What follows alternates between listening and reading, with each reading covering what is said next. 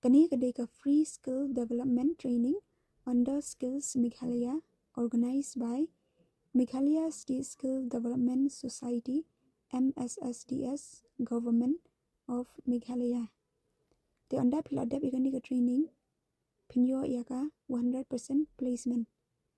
The ka course kadan artili kawai kadai ka guest service associate FNB kibala pass ka class 12 ka duration kapur kadai hadu lai banai but kawai kadai ka assistant electrician kibaladap ka class 10 ka duration kadai lai banai hi te kasit mynta kadang bun Lada kwah ban apply sa apply no koloi but pinyoru iki tiar gitar ha kapur training kum ka kopi ka uniform ka ID te ki documents ki badan kam kilong ka voter card Aadhaar card, PAN card, bank passbook, education qualification certificate, but 2 copies of passport size photo.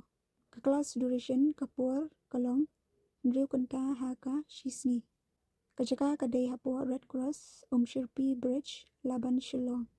Te lada kwah ban tip company pila ban fu ni kiduki atali ki number ki balabu hangtu. Kublai shibun.